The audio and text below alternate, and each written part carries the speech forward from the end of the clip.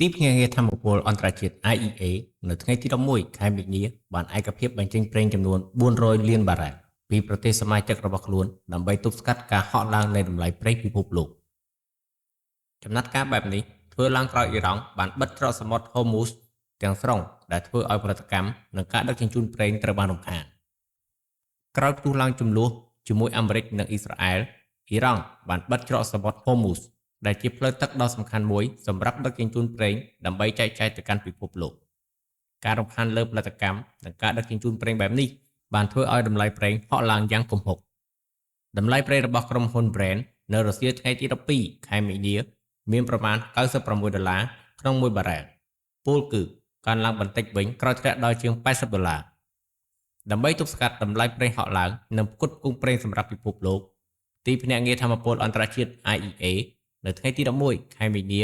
បានឯកភាពបញ្ចេញប្រេងចំនួន400លានបារ៉ែលពីប្រទេសសមាជិករបស់ខ្លួន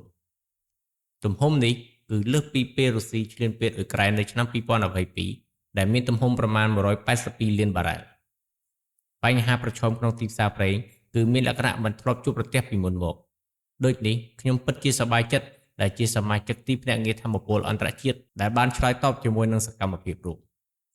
នាយកប្រតិបត្តិនៃទីភ្នាក់ងារថាមពលអន្តរជាតិបានសង្កត់ធ្ងន់បែបនេះនៅក្នុងសេចក្តីថ្លែងការណ៍ចេញពីថ្ងៃទី11ខែមីនាដោយបន្តថា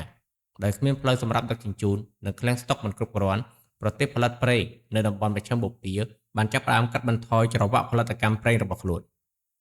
សមាជិកទីភ្នាក់ងារថាមពលពិភពលោកបានក្តោបប្រេងច្រើនជាង 1.2000 លានបារ៉ែលជាមួយប្រេង600លានបារ៉ែលតាមការចុះផ្សាយរបស់សារព័ត៌មាន Al Jazeera នៅថ្ងៃទី12ខែមីនានាវាដឹកប្រេងចំនួន6គ្រឿងបានរងការវាយប្រហារដោយ2គ្រឿងទំនងត្រូវបានវាយប្រហារដោយអ៊ីរ៉ង់នៅដែនទឹកអ៊ីរ៉ាក់និង4គ្រឿងនៅក្នុងដែនទឹកក្នុងតំបន់ឈូងសមុទ្រ